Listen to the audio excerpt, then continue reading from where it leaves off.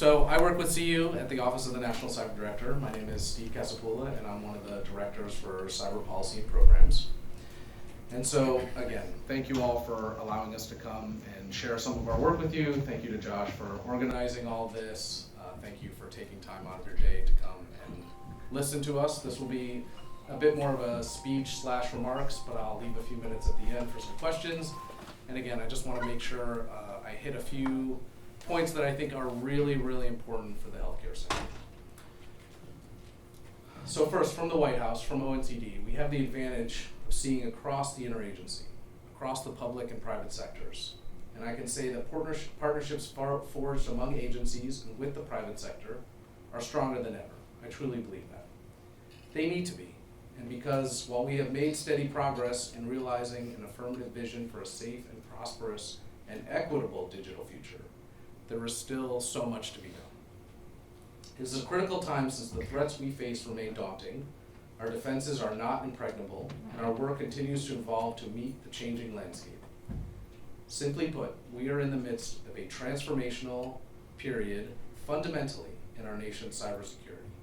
It is clear that a reactive posture cannot keep pace with fast evolving cyber threats in a dynamic technology landscape, and that aspiring just to manage the worst effects of cyber incidents is no longer sufficient to ensure our national security or our economic prosperity.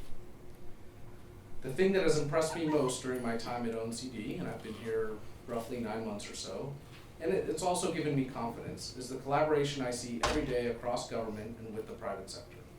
As CU touched on, the President's National Cybersecurity Strategy, published in March of last year, set forth a vision for cyberspace that realizes the Internet's potential and sets us on a footing to benefit from it on our terms, not those set by our adversaries. Not only is this the President's strategy and his vision at heart, it is truly the nation's strategy, because it was developed with our government colleagues and with leaders in academia, civil society, and the private sector. Again, back to that partnership piece. However, and this is a big however, strategies don't implement themselves. They're really just words on a piece of paper.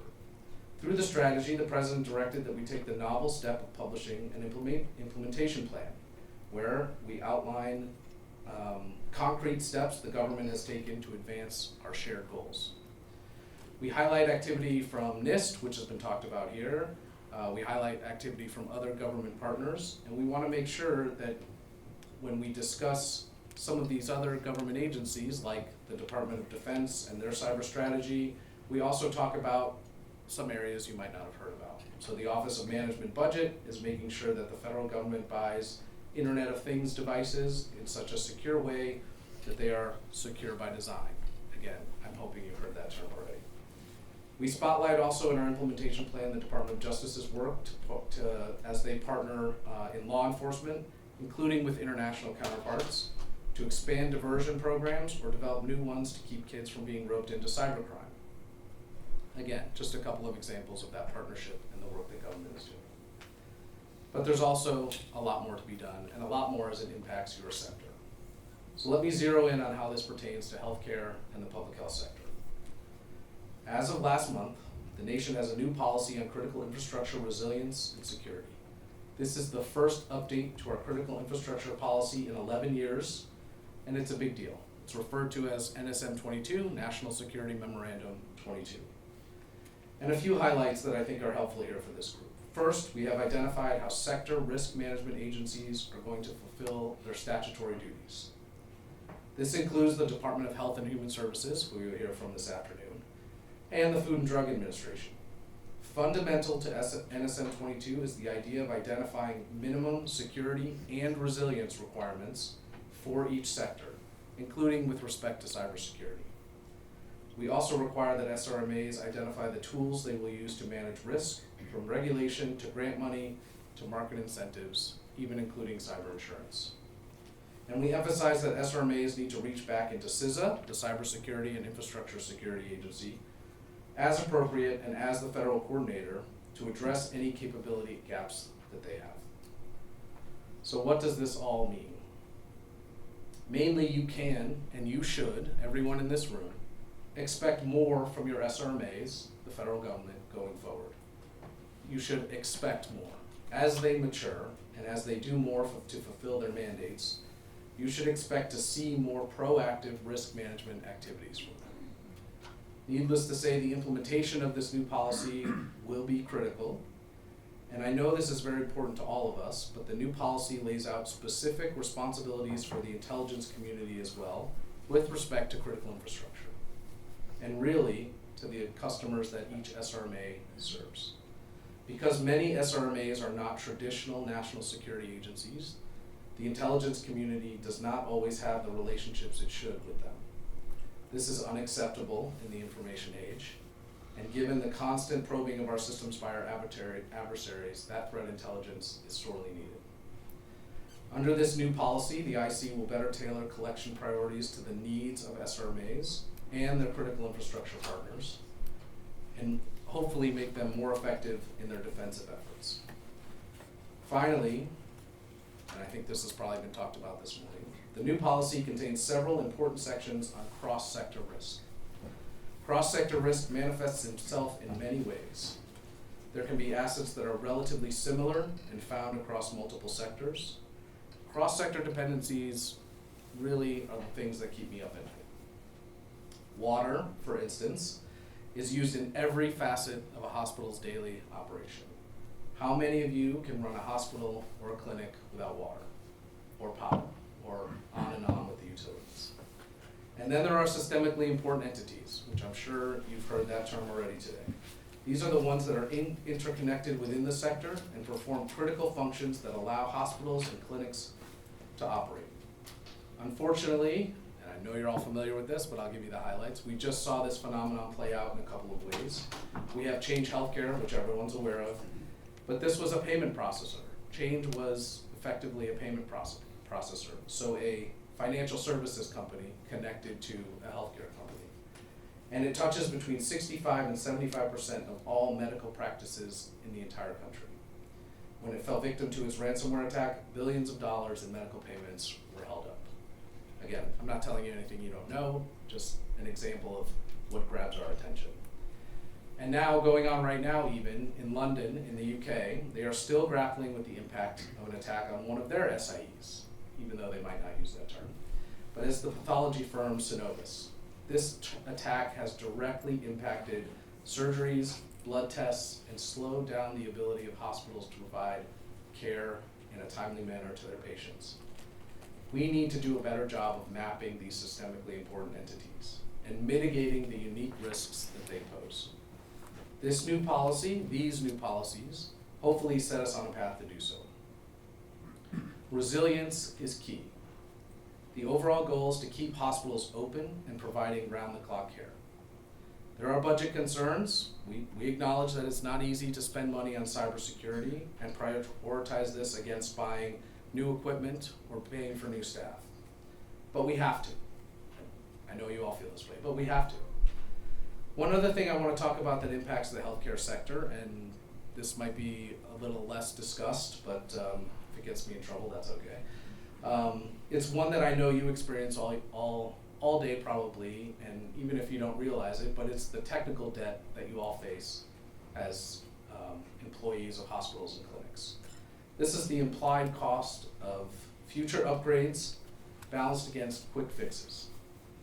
Simply put, this is a reflection of the choices made to delay necessary maintenance or replacement of systems that will eventually impact an organization's operations.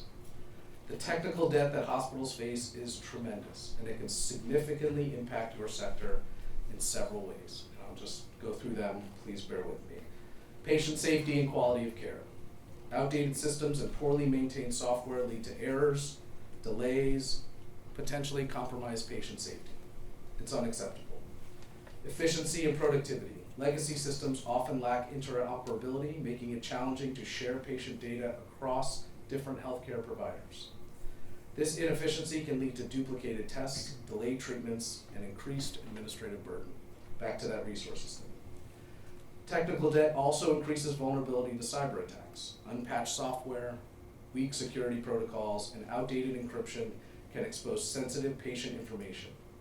Healthcare organizations must invest in security updates to mitigate these risks. And finally, cost. Maintaining outdated systems can be expensive. Healthcare providers spend resources on workarounds, manual processes, and support for legacy software. These costs could be better allocated to improving patient care. Again, these are not easy problems. These are hard problems. They're tremendously complicated problems. As my boss, the National Cyber Director, Harry Coker, likes to say, ONCD is here to work on those hard problems. We're here to work with the government and private sector partners in order to address them. And in order to do so, ONCD is keenly focused on what we can do in partnership with state, local, tribal, and territorial governments. It's at the local level, so the rural hospital, the local clinic, the fire department, the rec center, the schools, some of the things that CU talked about earlier, where people have the most interaction with government. Yet these entities often have the fewest resources to combat cyber intrusions, even as malicious actors are increasingly targeting them. I'm always on the lookout for creative solutions to help SLTT partners, and the intersection of healthcare and cybersecurity is critical, especially as hospitals rely on digital systems for patient care. So here are some immediate measures that we talk about a lot, that we always want to just get out there as part of, ONCD's views, if you will. Education and training. We talked about that already, but I'll double down on it. Healthcare staff should receive regular training on cybersecurity best practices. Risk assessment. Hospitals must assess their vulnerabilities and prioritize security measures. Patch management. Regularly update software and apply security patches. You all know what McAfee antivirus is. Keep doing your updates. Network segmentation. Isolate critical systems from the broader network to limit the impact of attacks. Incident response plans. Develop and test robust incident response plans to minimize damage during an attack. Collaboration. Again, public-private partnerships. And finally, asset inventory. Tracking and optimizing physical and digital assets for the entire organization.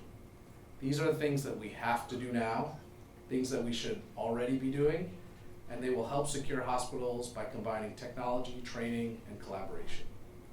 These immediate actions are crucial to protecting patient data and maintaining critical healthcare services.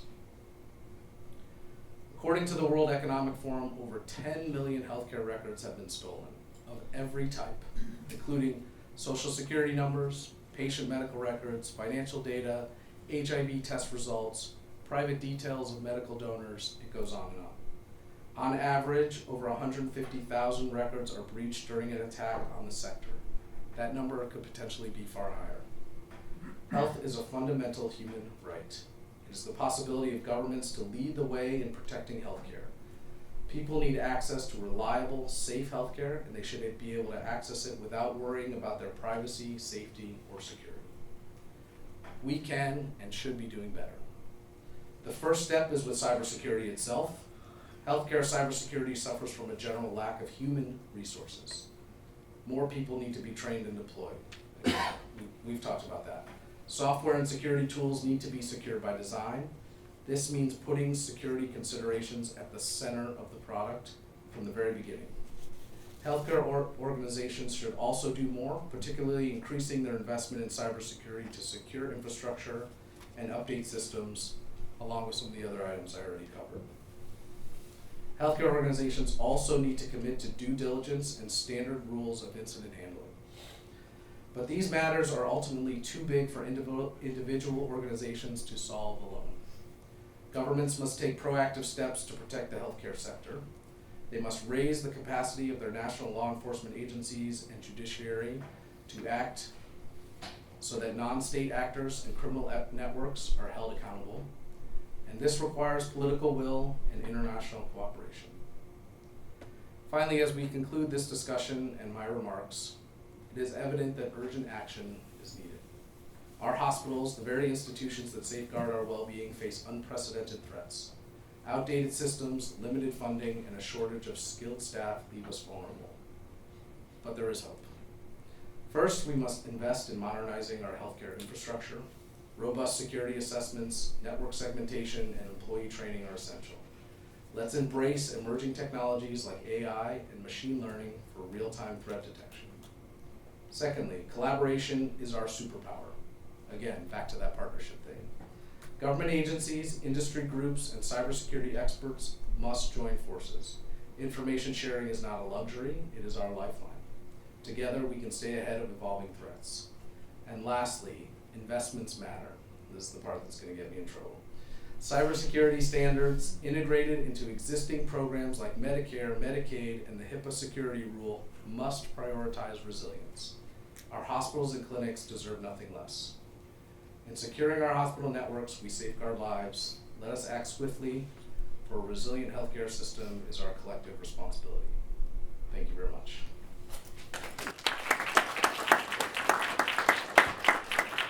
I definitely appreciate the talk that you gave. I was just sitting back and think about the policy and all, and I was wondering, how will the government physically audit the different healthcare systems to make sure that these controls are actually happening for like segmentation, training, awareness, and all that? How are they actually going to physically go down to each just sector and say, okay, you're actually doing this correctly? Yeah, so great question, and it's a problem, or it's an issue that government alone can't solve, right? So we'll look to Medicare and Medicaid and the conditions of participation as HHS acts as a regulator to make sure that if you are going to participate in those programs, which means get money from the government to perform services, you will meet these standards. That's the first step. The second step is, some of that self-certification, best practices. This is what the right thing to do is. Hospitals have to operate in a certain way that makes shareholders happy, that satisfies the board. All those types of things go into that. Thanks so much for coming in and sharing the is this the office policy? The Office of Director of National Cyber. Which part? The ONCD. Is this what you just spoke to? Are they policies from there, or are they policies that flow down from the White House? Yeah, so we're the policy advisor to the president on cybersecurity. So the things I just talked about, those could be recommendations that we make, those could be draft policies that we're trying to implement, those could be things that we're trying to put into practice right now. Not all of them are published, not all of them have the president's name on them. But they are things that we talk about, ideas that we want to advance, things we believe in. So I appreciate the talking points. One of the things that I drew out of Josh's discussion, I don't know if you were here or not, was that incentives and resources are key to empowering the cyber community. What I heard out of your talking points were that there's a significant amount of that responsibility for cyber is being pushed down to society. And the one thing that came out of President Reagan's Star Wars program was that we put so much pressure on our adversaries through the notion, the concept of a global anti-missile defense system, was that they backed down from it. And the one stick that the federal government has more than the rest of the American society is policy and trade implications. There's nothing stopping other countries, there's nothing stopping the White House from putting such pressure on other countries to go after their own cyber activists that we can't do, and that we can't as a society spend ourselves into oblivion trying to defend against something that intuitively is going to have success, just like crime does. You can't stop crime, you can only mitigate it. Same thing's going to happen with cyber. So I would encourage that maybe your office look at the root causes and go after the nation states and the individuals being used by the nation states to perpetrate the cyber war that's going on. Yeah, great points. You make a really good argument. I will say, I don't work for the Department of State. I don't work for HHS. I don't work for the International Trade Representative. They're better prepared to speak on that than I am. What I will say, however, is what we are trying to do through the President's National Cybersecurity Strategy is push that responsibility not on individual citizens, not on individual people who live here, but on the companies and the organizations that can bear it.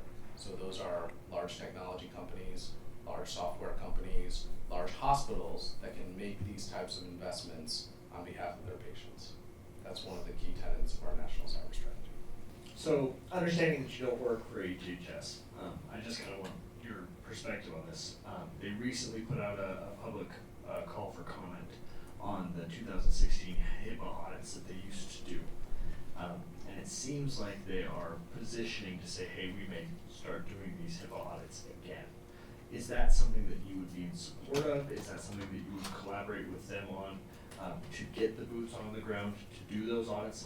What's your perspective? Yeah, so, you know, They'll be here today. they'll be here this afternoon. Brian will be here. I'm sure he'll love that question. But I will say, you know, with agencies, they're an SRMA, right? They're a sector risk management agency, so, you know, we're active partners with them on this is a good idea, now how do you implement it? What does it actually look like? How does it impact, you know, society, hospitals, caregivers, all that kind of stuff. So we're there with them. I think we're going to ask our next speaker to start making their way up here. If I could tuck in a question, just because this crowd's more familiar with HHS than, say, CISA, it's too new, or terms like SIE, et cetera, or PPD-21 and SM-22 and whatnot. And just last week, without naming the person, an industry sector voice said, we don't really want to deal with CISA. It's hard enough to deal with one agency. Do we really have to? I guess as a transition, what's the ideal shared responsibility? You know, we added this out of necessity, this new agency. What's the ideal way for this room, who's less familiar with the CISA, to see? We're going to actually have a fireside chat about that, but how does the White House see that shared responsibility if they haven't read NSM-22 yet? Yeah, so great question. And again, CISA, you know, I used to work there for 14 years, so full disclosure, I have a lot of CISA blood, sweat, and tears that I've shed. But CISA has a great mission. It's built on partnerships and information sharing. CISA has a regional network across all 50 states and all the territories. And what CISA can do is be that, again, NSM-22 talks about this, but that federal coordinator, but really they're a convener or a leverager to say, I have a problem in cybersecurity, I need help, who can I talk to, what can I do? CISA wants to be the first person that you interact with that's non-law enforcement, right? If you have a breach, call the FBI, end of story, CISA will follow it after that. But CISA wants to be sort of the steady state, resilience, you know, left of boom type of discussion that you have with their regional folks, their folks here in DC, to say, where do I start with implementing a cybersecurity training program for my organization? How can I get free vulnerability assessments? I'm a water utility, what can I do with the EPA? Sure, here's the list of resources. They want to be that first conversation that you have. And again, I think Kirsten will talk a little bit more about what they do, but I think it's a very, very important mission because they are intended to be there all the time. They don't just come in and say, oh, you had an incident, this is what you should have been doing, let's try to fix this, and then they go away. They want to be that presence there that helps different organizations work on these hard cybersecurity problems. And let's thank our second of two White House speakers.